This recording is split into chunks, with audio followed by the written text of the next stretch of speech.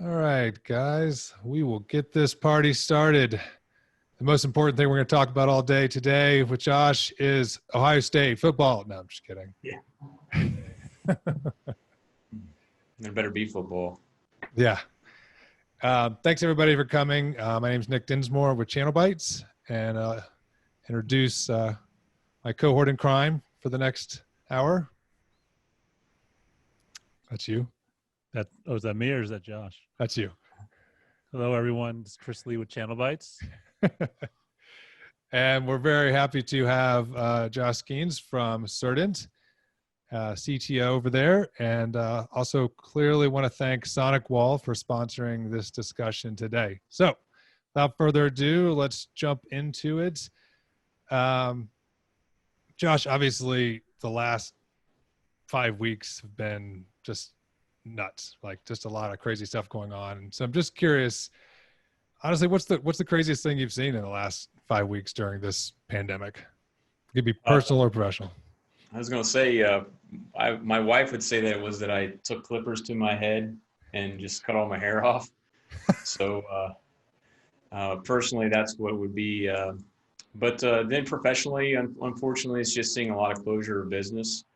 I think that we all know that these are very unfortunate times that we're going through right now, but it's been somewhat painful to see friends, colleagues, people being laid off through this. So I know that we'll all make it out on the other end. It's not going to look quite like what it used to look like, but I do believe that we'll all stick together and we'll get through this. But professionally, it's just been a little bit heartbreaking to see those businesses close up and then friends and family and peers, unfortunately lose their jobs. Yeah.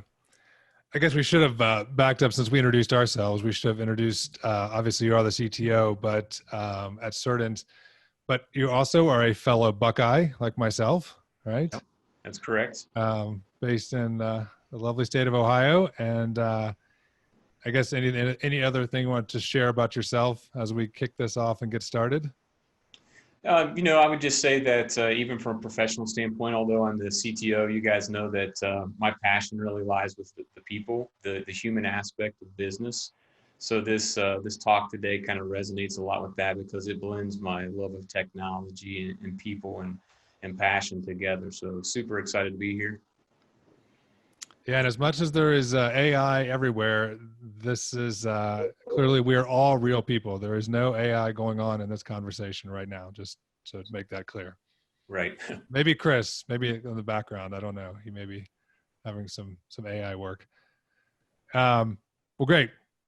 So obviously, outside of just, the craziness that's gone on with the pandemic, I think one of the topics that when we deal with at ChannelBytes, we deal with a lot of partners, we deal with a lot of technology companies, and we have constantly been getting feedback about this crazy new dynamic of basically how to communicate and how to work with people, that are fully remote and like you, obviously you're in the office as an essential business, but we're just hearing a ton of feedback about it. I'm just curious, what are you seeing and what are you guys doing about it?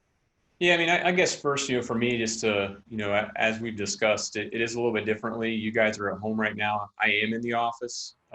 Just so people know, we're running a skeleton crew right now in the office. So at any given point in time, we have 7 to 9 employees here. We're doing social distancing and doing the right thing. But for me, it's important that I'm actually here in the office with these employees and helping to support them because I couldn't rightfully ask somebody to come into the office and then me stay at home and all cooped up.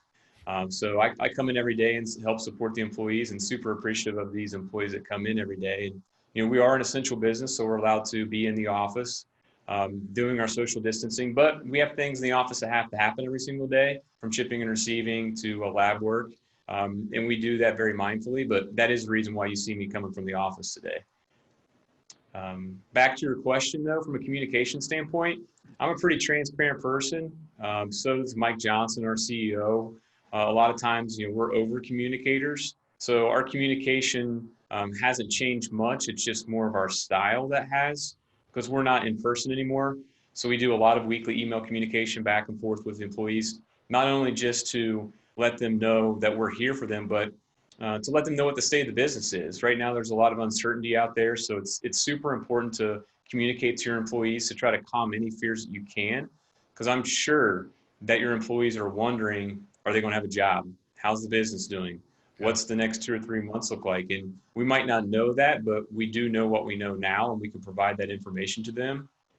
I'm also making sure every single day I'm checking in on employees in the morning. I'm getting up even earlier, checking in with the employees so they have a message waiting on me to make sure they're doing okay. Whether that's to talk about the weather or whether they worked out the night before or that morning.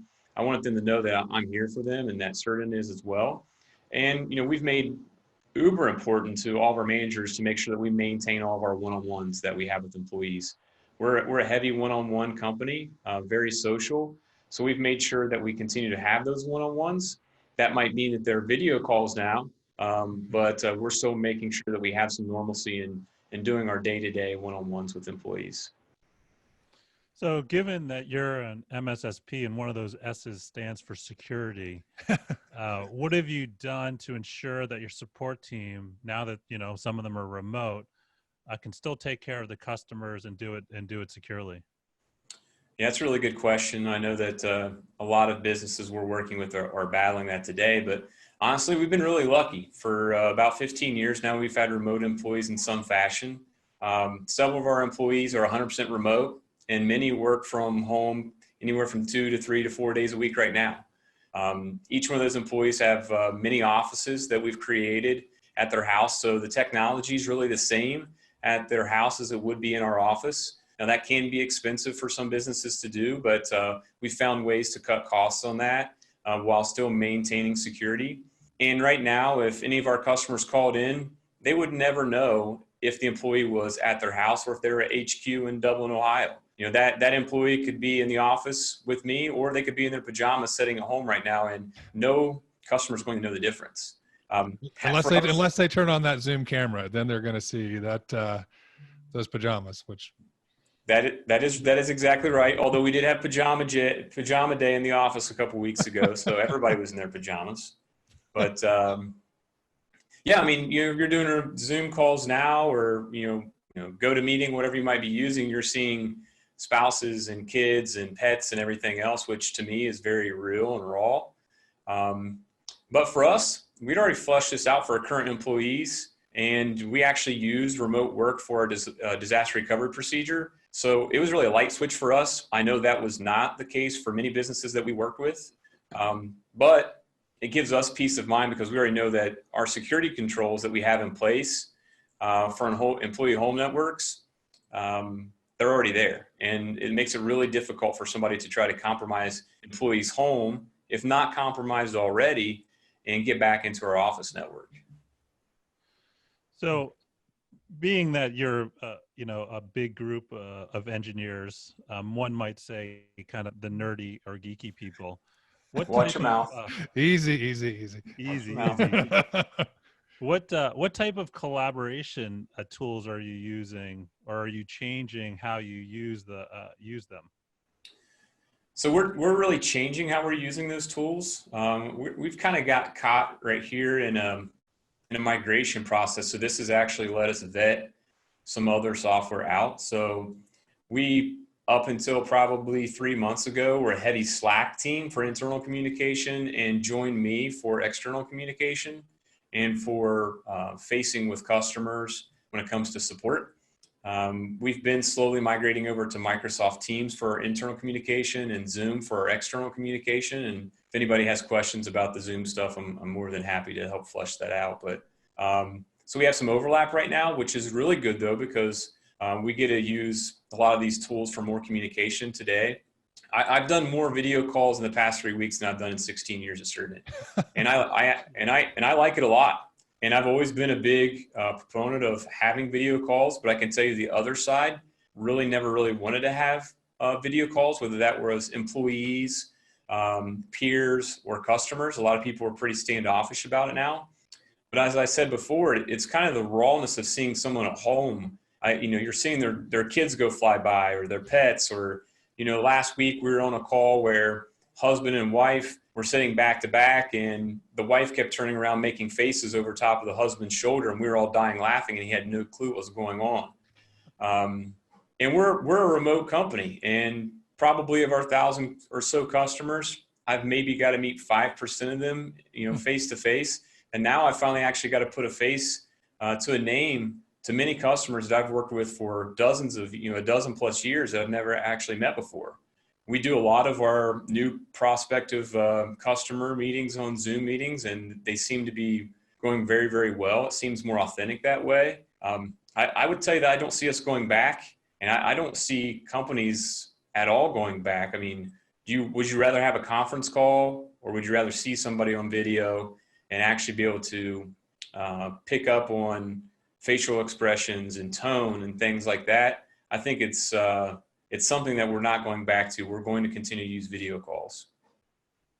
It's the nonverbals that help kind of bridge that relationship, which is, it's funny. We deal with a lot of engineers like you guys too, and it's that it is a shift though. It's a shift in being comfortable on video, being comfortable to be able to have conversations. But I wanted to shift to, obviously, Chris said, the MSSP, and we talked about security. And as this is sponsored by SonicWALL, I would be remiss not to talk about, what security considerations and technology are you guys using, or do you think about when both securing the business and then obviously securing remote workforces? Yeah, so we're a large SonicWALL shop. Probably at any given point in time, we're the largest SonicWALL MSSP in the U.S. We have more certified SonicWALL people under one single roof than probably anybody in the U.S. I know at one point in time that was a fact. I believe it still is, but outside of SonicWALL, I don't know who that would be. But we're leveraging their secure mobile access to provide access back into the office for our employees. So we have multiple ways for our employees to get back into our office. Many of our employees have SonicWALL firewalls at every single of their homes that have a secure tunnel back into our office that requires, multi-factor authentication via Duo to get back into machines and resources. If it's been an employee that they typically don't work from home, but they need access, we have an SMA that's set up to where it provides them access back into their resources to get into the office via multi-factor authentication again. And it's very limited to what resources they have access to. But for many of our employees, 40 plus that work from home quite often, with that firewall, they have their own network segment where they go home, they plop on that network, and they're in our office. They don't know any different where they're at, which makes it very seamless but secure for them as well. It brings up an interesting article that I read about. Gartner put out a survey surveying a bunch of CFOs, and they indicated that 74% of them intend to shift some of their employees to remote work permanently going forward. So what do these businesses really need to consider? And kind of specifically, when you're looking at, like, we were talking a little bit about SonicWALL, at what point are you looking at actually deploying a physical firewall, or just using, a remote access SSL VPN solution? Yeah, so I saw that quote too, and I would agree with it. I don't think there's any going back from a remote work option. Many businesses, honestly, were super ill prepared to deal with employees needing to work from home, whether that was because it's not something they believed in or promoted or had the ability to do it. What we've also seen from a security aspect, though, is a lot of businesses have taken shortcuts to get there right now because they needed something to get turned up pretty quickly for businesses. So if you're familiar with the website Cerdant, it tracks a lot of security issues out there. You can track and see what nodes are open on the internet for people to have access. Just since the 1st of March, they've seen a 50% increase in open RDP, which is a big no-no. And what happened there was people were ill prepared for people to work from home. So they just lit up RDP for people to get back into the office, where they really need to be using something like, secure mobile access via VPN or some other VPN access. So I would advise that leaders, they need to first determine what's going to be acceptable for a work remote option. Is that 1 day, 2 days a week? Is it more? once you've decided that and you have the requirements that employees must meet and maintain, you have to get that hashed out, go to your IT and security teams, get them involved, determine what the best path forward is. Are you going to mandate certain technology requirements for employees to have a home? Like, are you going to make them have certain AV? Are you going to require them to have a firewall? Are you going to give them a firewall? Will the business need to purchase hardware such as, the SMA appliance? Will they have to purchase VPN licenses for if they have a firewall right now? Most likely they have the ability to do a GVC connection or SSL VPN directly off their firewall, so they have to do that. Do they have cloud-based applications? A lot of people are moving to the cloud, not just because of this, but previously we're moving to the cloud. But are those secured properly for, rather than 1 or 2 people using it now from home? Maybe you have 50 people or 100 people. Do you have that locked down with MFA? It's easy to have like a permanent remote workforce, but it drastically increases the threat surface for a business. Threat Post a couple weeks ago published an article that said by having remote workers, your threat attack surface increases by 4x. So we've been doing it for a number of years. It can certainly be done. It has to be done the right way, but it's not easy, and it does take proper planning to do it. So when you look at like there obviously lots of retail, lots of companies have been really hard hit here. When this all started going down, the gym I belong to, which is it's called Orange Theory, we got a notification saying that they laid off 80% of their workforce, literally like into week 1.5 into this pandemic. So a lot of industries getting hurt. How is it being a managed service provider actually helped some of these companies? I know there's some examples out there that we talked about when we were prepping for this call where being an MSSP really helped them in this environment. Yeah, hospitality, retail, however you want to throw it all together, but man, they've been ravaged with this right now. And you certainly feel for those businesses and for those people, because it's not like they lost a job and then all of a sudden they can turn around and go find another one. I mean, people are just flat out of work. I mean, there's over 1 million people in Ohio that have applied for unemployment right now. But where it has helped businesses like that is they necessarily didn't have an IT staff that was doing what we were doing at the point in time. So they just picked up the phone and called us and said, hey, we have 100 locations right now. We're turning this down to carry out only, and it's going to be 21 locations. We need to turn down services on 79 locations. Well, they didn't have to lay anybody off or go furlough an IT staff. Unfortunately, they did call us and pause and discontinue service, however you want to look at it, and we take that hit. But for them, very dynamic in nature that they were able to turn that down, not have to worry about paying that bill now. But then, a couple weeks later, they'll come back and say, well, we're killing it with takeout, so we're going to turn these 7 locations back online now, so can you turn them back up for us? So we literally just go turn some knobs and flip some switches, and they're back up and running. They have full security, wireless, everything's good. So for them, it's the ability to be super agile by using us or any other MSSP. It pays huge dividends for them right now, rather than having this heavy overhead and burden of having that staff that they had to let go of, but now maybe they want to do more carry out. So maybe they got to try to bring these employees back. Maybe that's still too much overhead. So by using and outsourcing some of that, it helps them greatly. Right now, everybody listening and everybody that sees this afterwards is going to think MSSP, turning knobs, flipping switches. Yeah. That's going to be, that's what you guys do. I really dumbed that down a lot, but it is pretty easy for us to bring people back online like that, specifically if we kind of have a game plan and we know that that's what they're going to do and they're not just going away as a business. We can really put them on pause. So it does make it like flipping switches and turning knobs. Yeah. I mean, I guess it's the difference in, it's having, paying for the infrastructure and having systems in place that do all these things obviously makes a huge difference. Right. Yeah. I guess on that note, while obviously a lot of industries have been devastated, there are still industries that are growing and still requiring services. And specifically, on-site services, right? So, professional services or needing to implement hardware, software on site. How do you handle that now? Like, I mean, or how do businesses handle that in a world where, social distancing and you have to be careful? Like, what are you guys doing? How are you approaching that? Yeah, really good question. So for us, we've been lucky so far. We haven't had to go on site.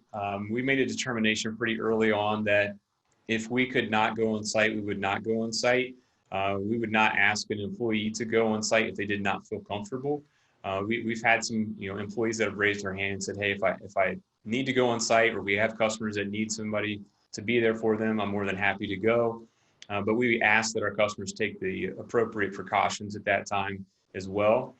But for us, we're a 90 to 95% remote workforce anyways when it comes to interacting with our customers. So we've had to get creative with some of our engagements with customers, because many of them actually that had engagements for us to be there no longer want us there. Not that they don't like us, but because of everything that's going on, they're kind of wanting to make sure they keep the social distancing and interaction to a minimum.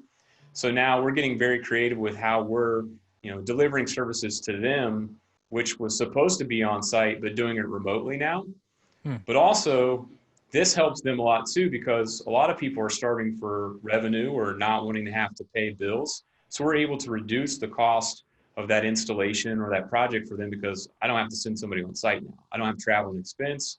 I don't have that body there. The person sitting in their pajamas at home doing the installation for the customer. Now that might mean that the customer themselves has to do a little bit more of the manual, touch for us, plugging things in, telling us what lights look like, statuses, different things like that. But we've been able to pull it off so far. For peers that I do know of that have still had to go on site, they're practicing social distancing. They're making sure that they're taking hand sanitizer with them. Some are wearing masks, some are wearing gloves. A lot of times it goes on what the person wants and or what the business is requesting at that time too. So let me ask you more, I guess, a global question around the trend for MSSPs, and then maybe the trend for what businesses, who they select when they want to choose outsourcing. You guys, you mentioned you're 90% remote, do a lot of your work remote. Do you think that the trend will be that MSSPs in general will move away from doing on-site work? And I guess the second part of that is will businesses look to MSSPs that are have expertise in being remote like you guys versus somebody who, 50%, 80% of the work is all on site? Yeah, I mean, that's a tough one. I believe that the next couple months that you're going to see a lot of people reach out for known MSSPs or MSPs that can do work remotely. Some of that is just from a comfort level. They're not going to want people on site Right. that maybe they haven't been around. I mean, there's just a lot of uncertainty about what's going on today. And everybody's dealing with it differently, but also a lot of businesses are just looking for cost savings. And if you can save a business $5,000, $10,000, $15,000 by saying, "Hey, I can do something remote," compared to me sending somebody on site and spending X amount of days, plus you've got travel, they're going to look to do things more remote. I feel like once businesses get more accustomed to and used to and believe that people can do things remotely, that they'll start to lean that way.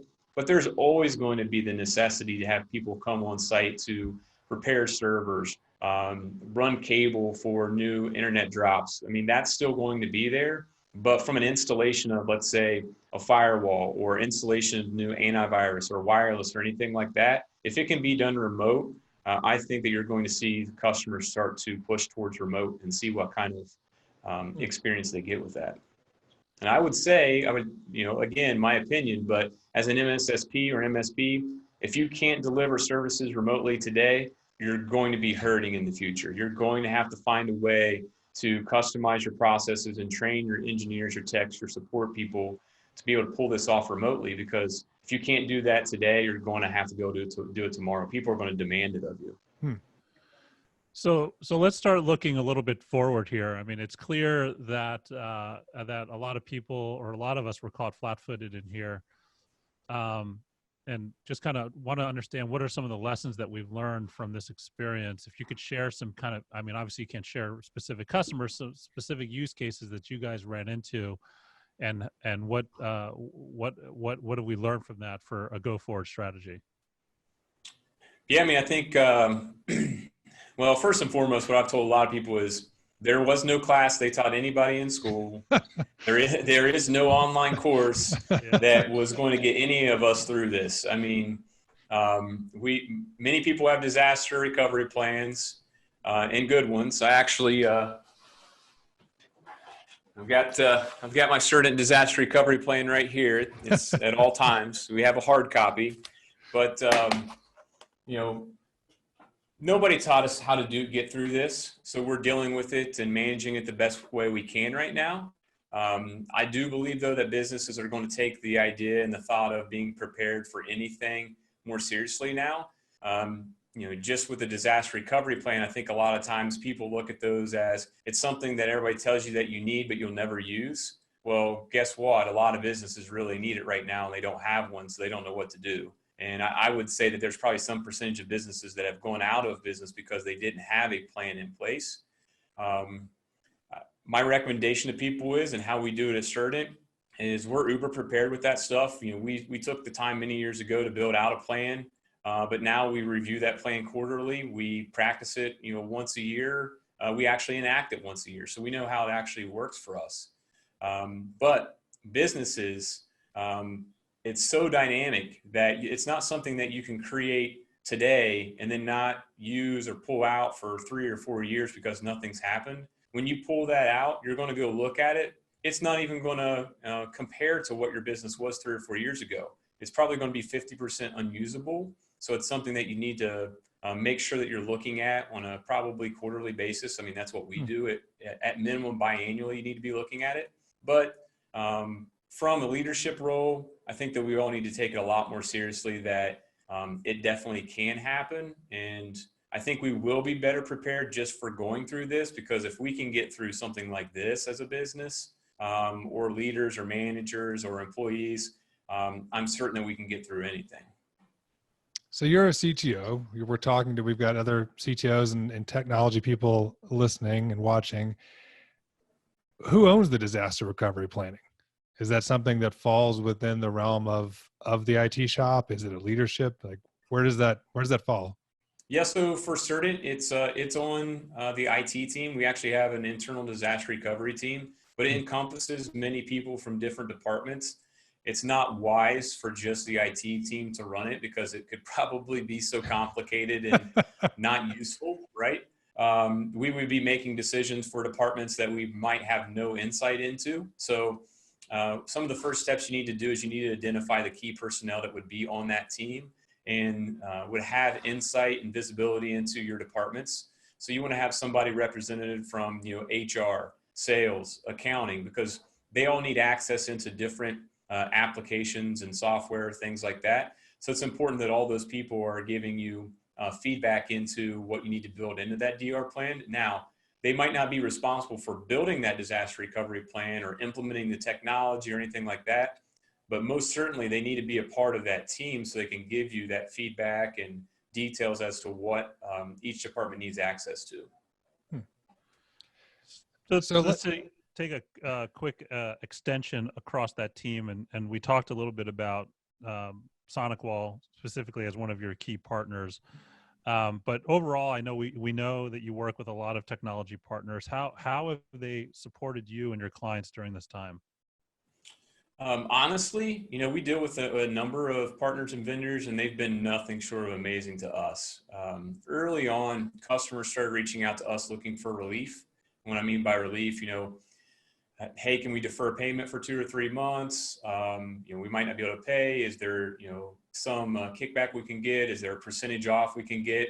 And we try to be very mindful to our customers and do what we could with them. But in the meantime, that also meant that we need to look at our vendors and our technology partners and say, well, what can they do for us? Because if a customer's leaning on us, we kind of need to be able to lean back on our partners and our vendors too. Right. And they've been nothing but accommodating to us.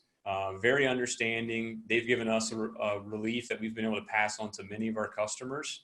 And many times, through this, I've told people, everyone needs everyone during times like this. And the technology community and our partners have just been fantastic through this entire thing.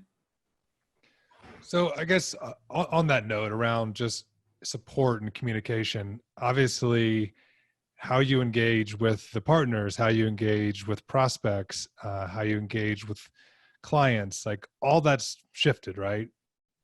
How would you, and the folks we've talked to, they're struggling with how to try to figure out, again, this new normal. What are you seeing and how to actually change, how you deal with those different sets of people? And, what do you have to, do you have to support sales in a different way because, they can't go out and shake hands and go to dinner and do things like from a technology perspective? Yeah. I mean, you got to learn how to support a remote workforce, right? And everybody's doing that now. And that means having technology out there that maybe people are not used to using. So now you have to be able to provide them support and training on that. From a sales perspective, getting them used to using new sales applications. Luckily enough, we use Salesforce, so our sales team was pretty trained up on that, and they have access to Salesforce wherever they need to. But for a lot of businesses, they don't have that, so they have to get used to supporting a remote workforce. Is the hardest thing that I've seen people dealing with today, and a lot of questions that I've gotten over the last 3 or 4 weeks is, how do you deal with a workforce that you can't see, you can't feel, or touch every day, right? That's really difficult for people that are used to having somebody in the office every single day, and now somebody's at home and they're trying to do things over the phone. A lot of that goes back to security awareness training though too, because I dive into security a lot when I go into this stuff, but it's just increased the threat landscape so much for us with having remote workforce now. And we've seen an increase in phishing attempts when it comes to email. Social engineering is going to kick up too. So now it's like, well, how do I verify that it's actually Chris that's on the phone telling me that he needs access or his password reset, and it's not actually Nick from somebody else trying to social engineer me? Like, you have to be able to teach employees how to pick up on that. And you probably, as a business, if you've never done that before, you have to have processes created for your support team to even know what to do and what questions to ask. So those are a lot of the hurdles that companies are trying to do right now. Yeah, I guess on that, I mean, so what's your advice to the CTOs and the IT folks? I mean, so now are thrown into a position to support, HR, sales, operations, not that they weren't supporting it before, but in a different way. Where do they go for help? How do they educate themselves to be able to support this new position they're in? I would tell you that the security community is a great community. So I'd be reaching out, LinkedIn, getting with your peers. There's always somebody out there that's already dealt with what you're trying to go through, if not hundreds of people. So I'd post, if it was me, I'd post a question on LinkedIn and say, hey, can somebody help me out with this? Give me a call, shoot me an email. I have these questions, or can you put me in touch with somebody? You would be inundated with phone calls and emails of people wanting to help you figure out how to do that. Some of the first things you're going to have to do though is identify what your key problems are, the top 5. So let's identify what our top 5 problems are, get those done. Once those are done, let's move on to the next 5. But now you're going to have to be able to create a process document about what that is. Then you have to educate your staff too on what are these new processes, what are we supposed to be doing, what are we supposed to be looking for. And that is from a support perspective, but then that is also from a normal employee perspective of get them some security awareness training. There's some great security awareness training out there that's free right now. KnowBe4 offers some free security awareness training I know of. Get them through that. Make sure they understand what to look for from a phishing email that's making sure that it's not their boss that's asking them to wire money very quickly because they need something. That never happens. But many employees don't realize that. So I would key in on some security awareness training for that staff right now. Okay, that's great advice.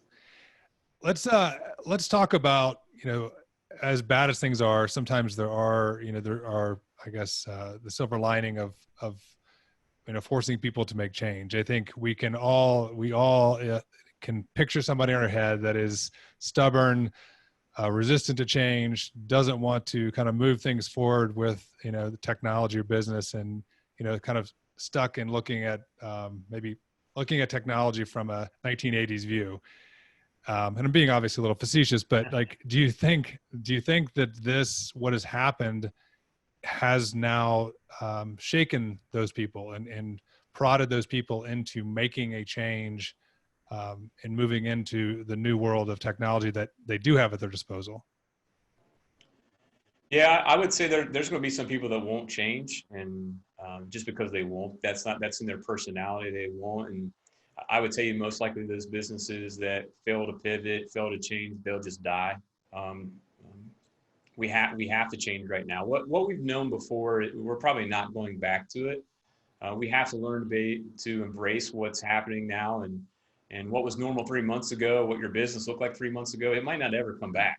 To think that even for us as a company of 54 employees, that we're going to have 90% of our workforce back in the office at all times, it's not happening. It's not going to. It'll be months before that probably happens. And even then, even though we have a lot of people that work remote now, I see an uptick in that.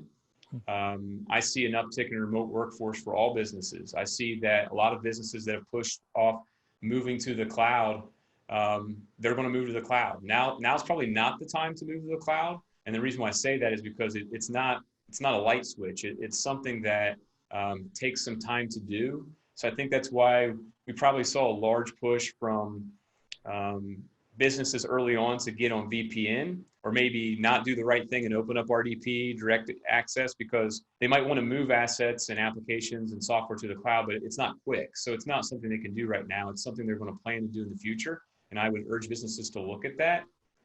But also, maybe their core business is gone. Maybe what you did in the past isn't there now. Maybe you need to adapt and go back to your employees and ask them of things that maybe customers are asking. That's one thing we're really good at as a business, is that we take a lot of info from our customers. Our support people, our admin team, we're always taking requests from customers about maybe what they would like to see us add or change or do. And we don't always use that, but it's great to build that knowledge base of information, because maybe now one of your core offerings is just gone, but you can go into that knowledge base of info that you've gotten from customers over the past year and spin up a new offering. So when you talk about, not recommending moving to the cloud aggressively right now, maybe you can elaborate a little bit on that. But also, the other flip side of that, we're talking a lot about remote access SSL VPN, and I feel like before this all happened, that seemed like a very dying technology. And now it's like the hottest thing going, right? Is that here to stay? Is the move to the cloud just going to be slower now?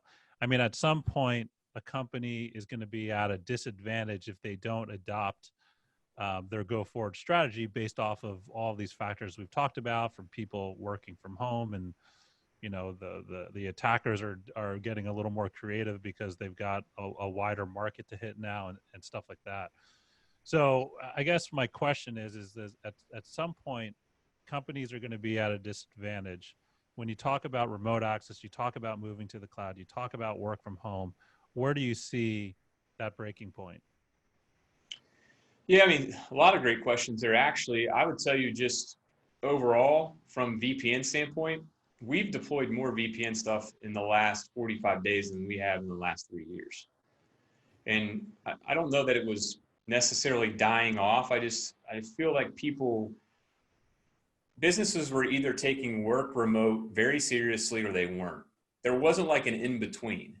And now it's like everybody has to work remote. So now it's being taken very seriously. And the easiest way to get there today is to do VPN. That's the quickest, dirtiest way to do it. And dirty probably wasn't a good word, because it's very secure if you do it the right way. And when I said that, now's not the time to move to the cloud, the reason why I say that is because many businesses have their hands so tied up in just normal business right now of trying to get their remote workforce still up and running.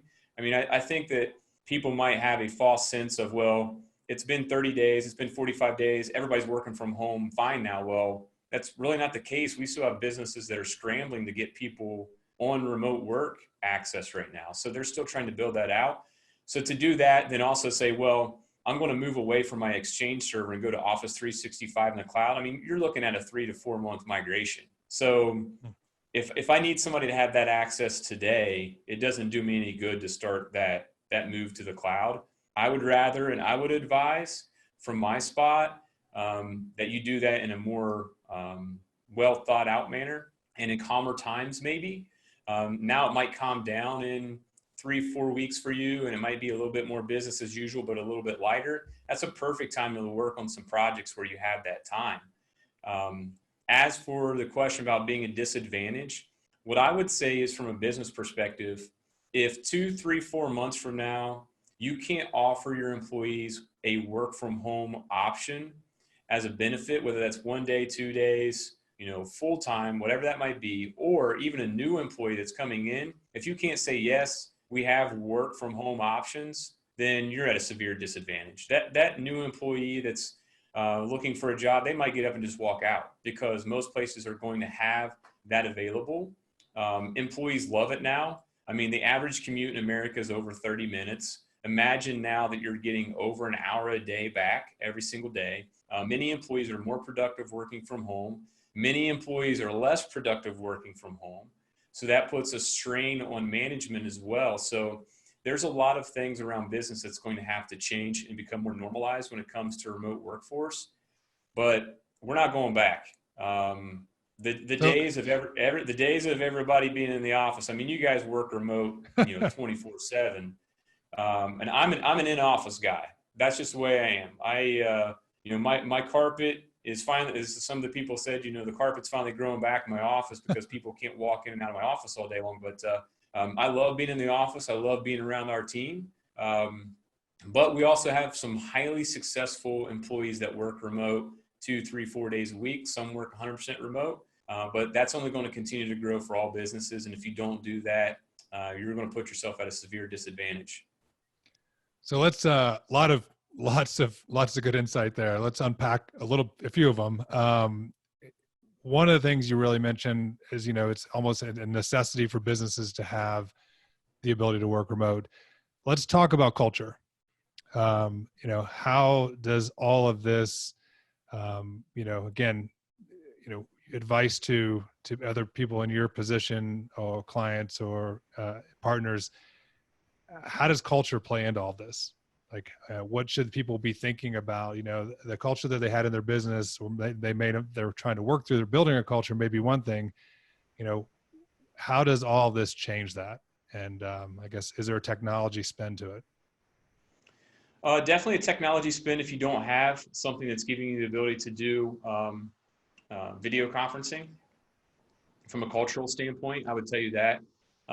Culture is kind of everything for us. And I think for most successful businesses, I mean, you guys read a lot of business books too. I mean, if you look at some of the most successful businesses in the history of the US and even today, they lead with culture. That's what we lead with.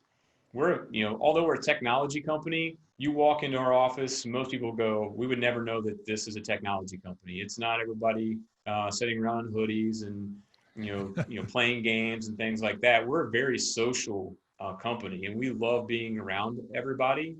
So it's been pretty difficult on us to not have that interaction every single day. But we've done some amazing things. We've really amped up our communication, video calls. We're trying to do fun things on a remote aspect. We're doing brain teasers on Mondays for gift cards. We've been running bracket challenges and things like that. To have a remote workforce and for it to be successful, there's a lot of work that is involved with it. I believe that the more remote workforce you have, it probably means that you need more managers per head count, because if you want to maintain that culture, you have to be able to reach out to those employees and have conversations with them and let them know that you're there for them. That doesn't mean that you need people checking up on them and looking over their shoulder, or you're thinking that they're not doing work.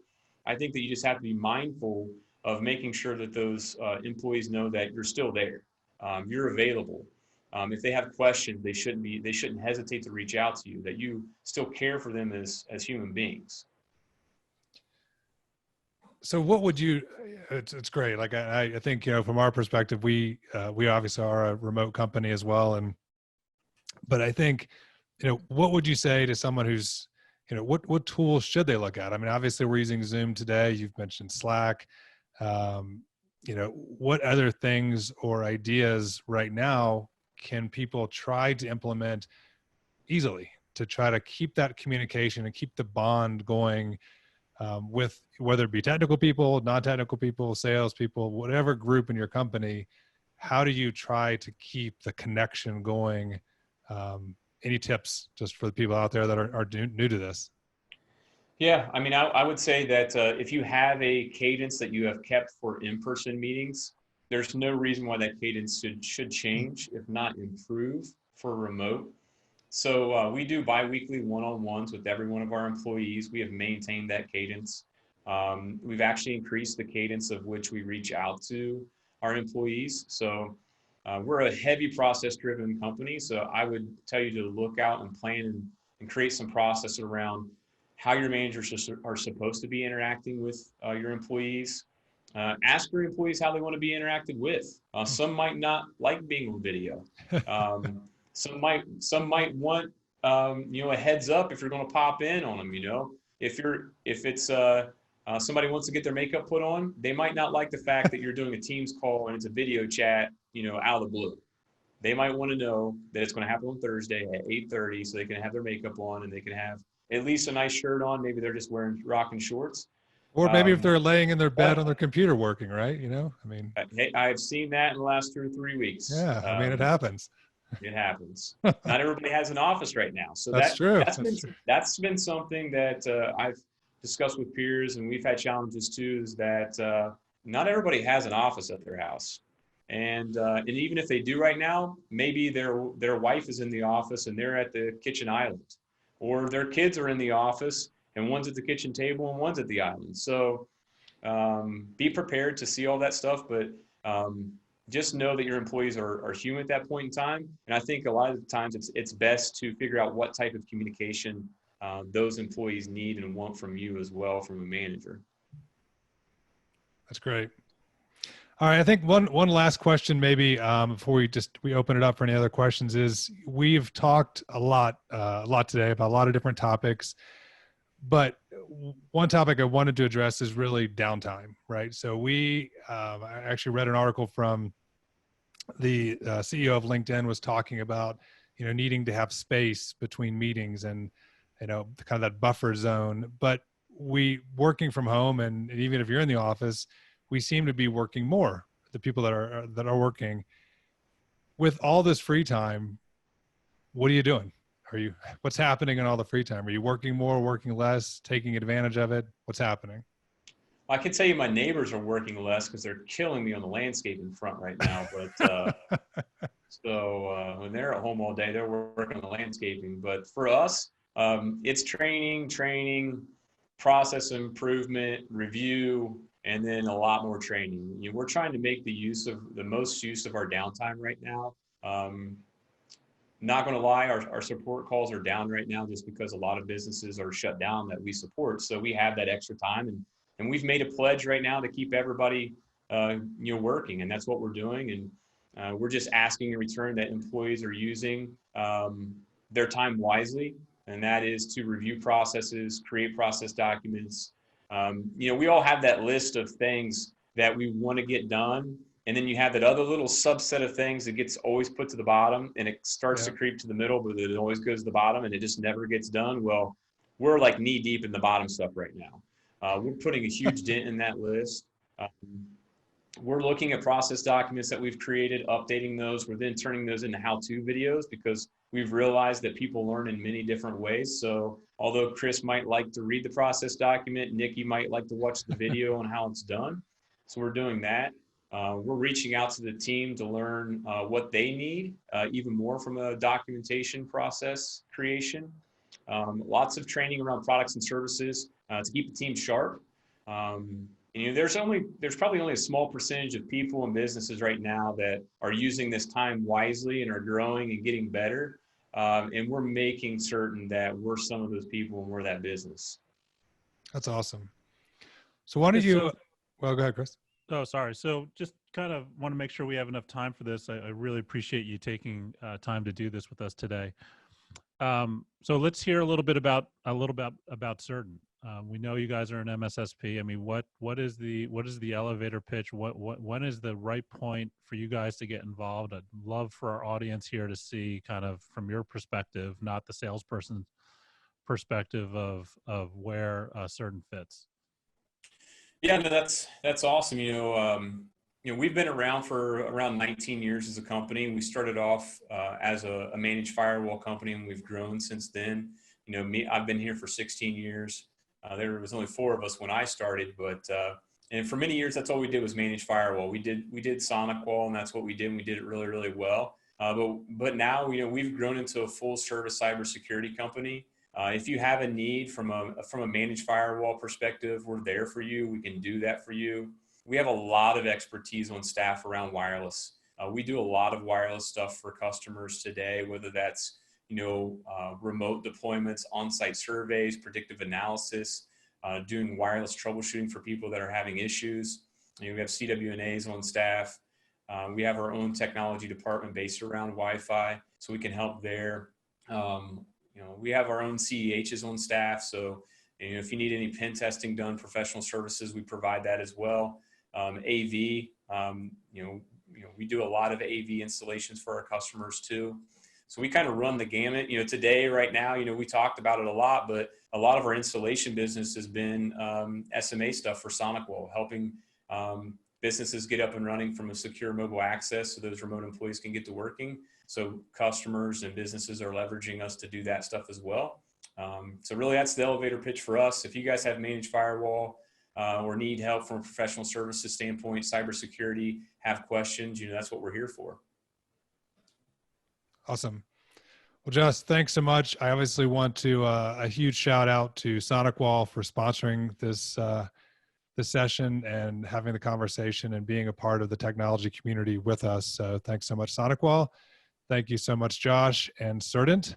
And let me look and see if there are any questions. If anybody has any questions, we have a few minutes left. If not, we'll wrap it up. Anybody?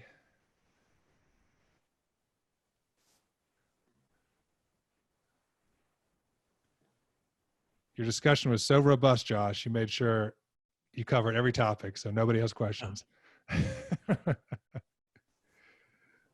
Silence. Silence. All right, guys. Chris, anything else? Good. Thanks a lot. I appreciate your time. Yeah, thanks so much, Josh. Appreciate it. Thanks, everybody. Thanks for all the attendees. This will be live streamed or downloadable on YouTube as well. And thanks again, Josh Skeens from Cerdant and SonicWALL. Take care. Thanks, team.